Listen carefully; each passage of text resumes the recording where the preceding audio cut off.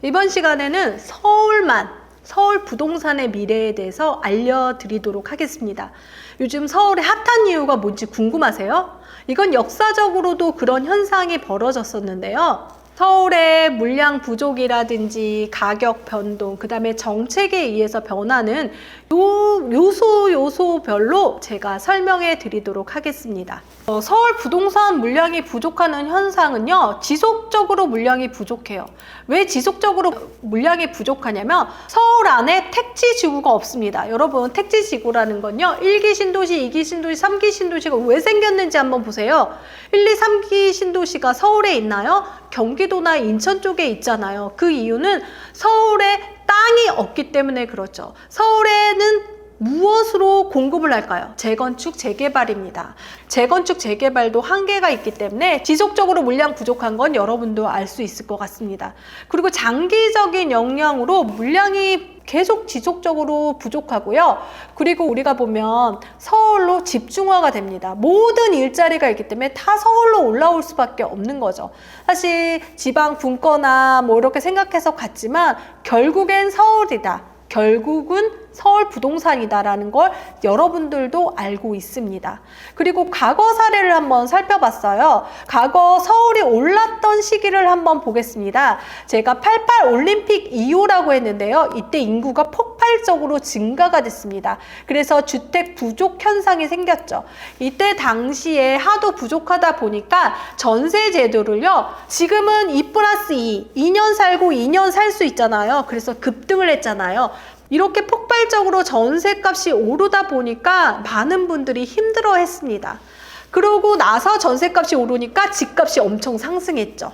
그리고 또 하나 IMF 이후인데요. IMF 이후 집을 짓지 않다라니까 적체되다가 2006년도에 강남발로에서 완전히 가격이 상승했고 2007년도에 강북까지 정말 서울이 불바다가 됐던 대세 상승이 일어났던 일이죠. 그런데 이 일이 왜 일어났을까요? 다시 한번 돌아갑니다. 물량 부족이죠.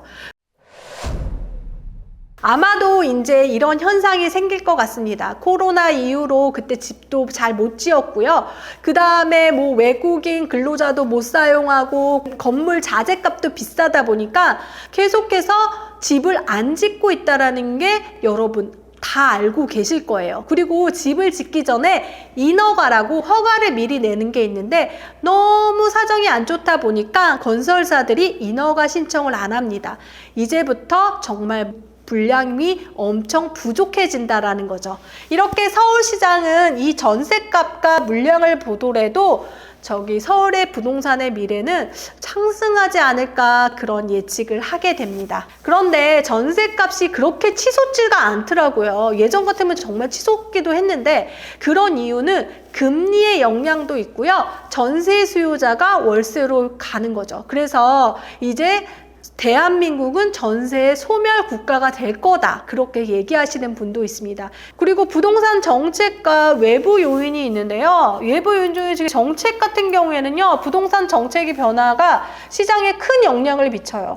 정치 얘기를 안 할 수가 없어요. 왜냐하면 정치에서 정책과 세금 부분이 아주 타이트하다 보면은 투자라든지 내 집 마련할 때 엄청 영향을 끼치거든요. 예전에는 그렇게까지 영향을 끼치지 않았는데 최근에는 대출만 금리만 이렇게 되다 보면은 사람들이 실수요자들이 움직이지 않거든요. 외부 요인도 있습니다. 국제 정세도 좀 문제입니다. 트럼프 정부가 들었으면서 우리가 어떻게 될까 조금 힘들어질 수 있다. 수출에 대해서 힘들어지면 내수도 힘들어지거든요. 우리나라는 수출로 먹고 사는 나라인데 수출이 줄어들면 내수도 안 좋아지다 보니까 이런 국제 정세도 영향을 끼치게 된다라는 거죠. 서울 부동산의 미래가 좋다라고 하지만 또 이런 요소가 있다라는 거 기억하세요. 그리고 인플레이션도 문제입니다. 인플레이션이 문제고 부동산 가격은 상승한데 건설 비용이 계속 상승해요.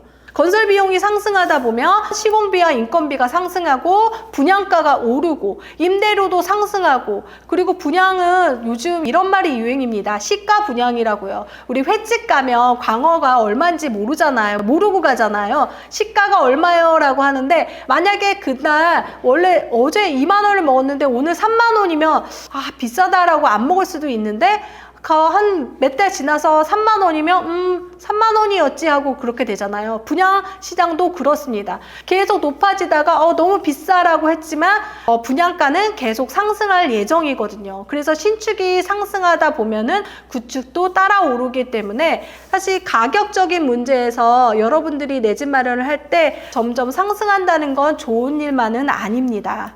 신축 아파트의 수요가 정말 증가가 됐는데요. 그래서 얼죽신이라는 말이 유행입니다. 얼어 죽어도 신축이라는 말이 유행이었어요. 실제적으로 서울의 아파트는 신축 위주로 팔리고 있습니다. 제가 다음 시간에는요, 2억으로 서울 신축 아파트를 사는 리스트를 알려드릴 거예요. 2억입니다. 여러분, 신축이에요. 그러니까 여러분들이 신축에 대해서 이렇게 수요가 증가되는 거 편의성, 커뮤니티 시설도 한몫하는 것 같아요. 여러분 조식 서비스 있는 데 살고 싶어요? 저 정말 살고 싶습니다. 밥하기 싫거든요. 그리고 뭐 커뮤니티에서 수영도 하고 싶고요. 친구들 데려와서 또 커피 마시면 정말 좋아 보이잖아요.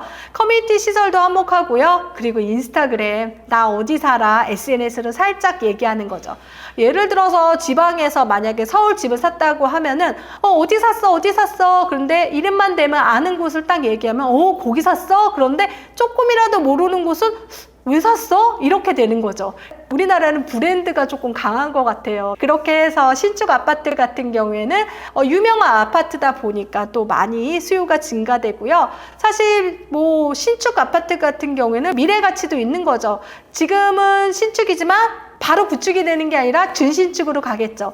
그래서 사실 얼죽신이라서 신축이 오르고 그 다음에 준신축도 올랐다고 제가 저번 시간에 또 알려드렸잖아요. 그렇게 되니까 미래 가치도 있다라고 생각을 하게 됩니다.